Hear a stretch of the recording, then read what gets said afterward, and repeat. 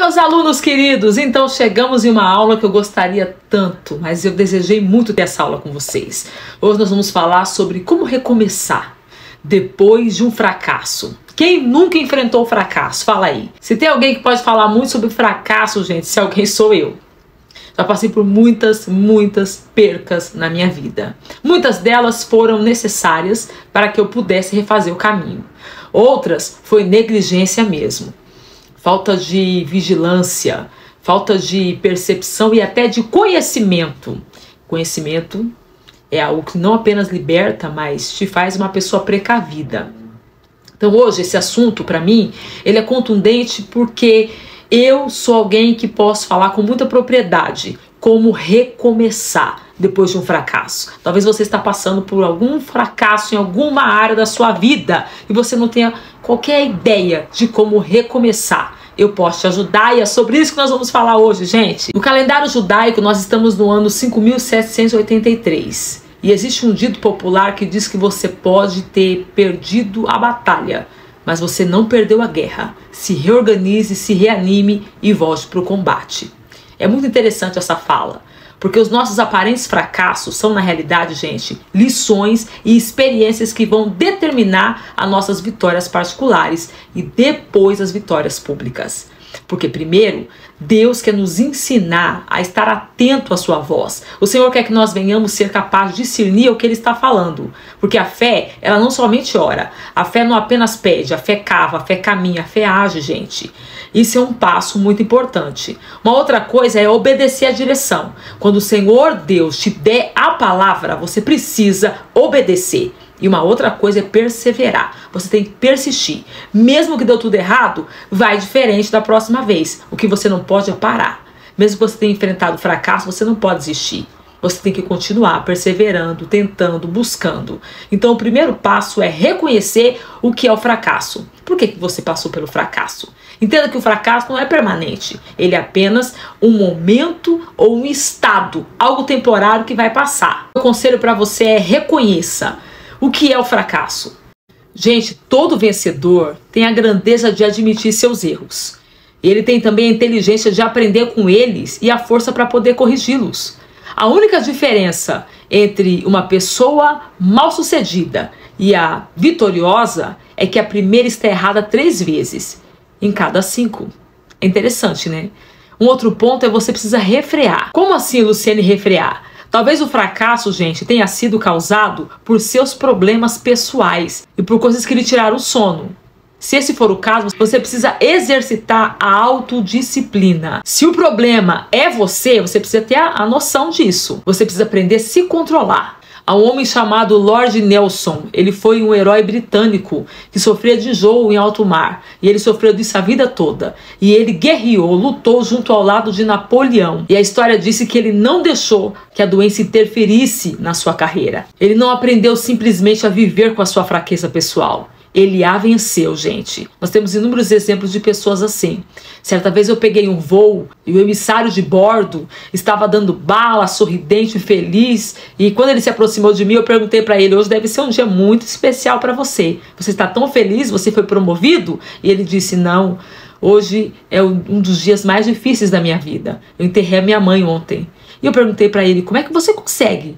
Ele disse: é porque eu não posso deixar que a minha tristeza interfira no que eu fui chamado para fazer. Achei aquilo tão fantástico, porque de fato é isso que nós precisamos aprender, a se controlar, saber separar as coisas. Então o desafio é esse, autocontrole. Você não pode deixar que as suas situações pessoais interfira no seu próximo nível, nas decisões que você precisa tomar, na sua responsabilidade. Quase todos nós temos nossos próprios enjoos do mar. Para alguns é um problema físico, para outros é psicológico. Geralmente é uma batalha particular que nós enfrentamos que é travada. E essa batalha ela é silenciosa dentro de nós. Escute isso. Ninguém vai botar uma medalha no nosso peito por vencermos essa batalha. Claro que não.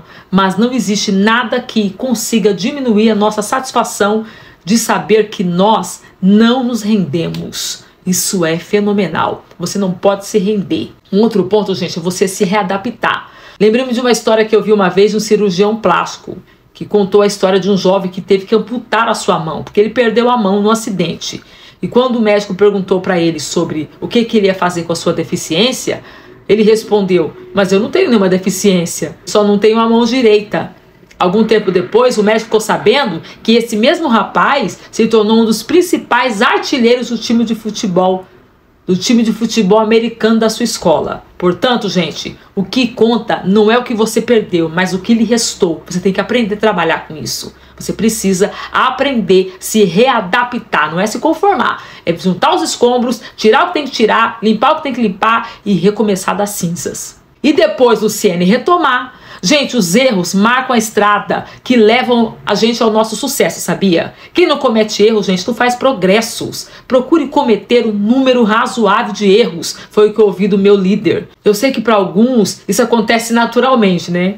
Mas existe um número de pessoas, e um número grande, tá? Que tem medo de errar, que tem medo de arriscar. E essas pessoas acabam tendo a vida engessada, vivem na inércia. Elas tomam tantas preocupações, que elas fogem tanto das mudanças, que planejam tanto, que perdem as oportunidades, gente. Então, ó, faça uma análise de seu histórico. Se você perceber que não cometeu muitos erros ao longo desse ano, veja se tentou tudo o que deveria ter tentado, se seu esforço foi extraordinário.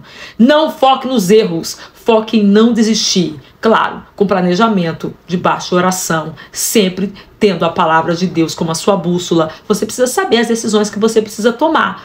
Mas perca esse medo. Não tenha medo. Escute o que eu vou lhe dizer. Às vezes Deus permite que nós erremos bastante para a gente aprender a não ter medo de arriscar. Eu fico pensando em Davi, como Davi teve a coragem de enfrentar aquele gigante diante de todo o exército estar com medo. Não era um povo com medo, não era uma nação com medo, era um exército fortemente armado. Era um rei que sobressaía sobre os ombros, que sabia que podia combater e lutar contra o gigante, mas estava apavorado porque Saul já não andava com Deus há muito tempo. Só que Davi, quando chega, as palavras dele me assustam. Alguém que tem confiança, porque perdeu tanto na vida, porque passou por tantos fracassos, que não tem medo de arriscar e sabe com quem ele anda. Gente, Davi disse para Saul: não temas, meu rei, o seu servo chegou para resolver o problema. Gente, isso acontece com pessoas que arriscaram muito na vida, pessoas que enfrentaram muitos fracassos. Talvez você está passando muitos fracassos, mas isso não é ponto final da sua vida. Para você recomeçar depois de um fracasso, é você se atentar para essas verdades que eu acabei de dizer e ter a coragem de sacudir a poeira e ir de novo. Mas vai de uma forma diferente agora. O que você não pode é ficar na margem da vida, choramingando, reclamando, culpando tudo e todos. Deus não te chamou para viver uma vida mediana. Deus te chamou para viver uma vida plena, uma vida abundante. Para isso, você precisa ter coragem. Que nessa hora Deus te dê coragem, que o Espírito Santo encha você de ousadia, que você tenha força no Espírito para refazer o caminho, para dar a volta por cima, assim como eu e tantas pessoas. Agora é a sua vez. Bora lá! Sacode a poeira e levanta a cabeça. Deus é contigo. Você pode recomeçar depois de um fracasso se você aplicar essas verdades que eu passei para você. Que Deus te abençoe. Até o nosso próximo encontro.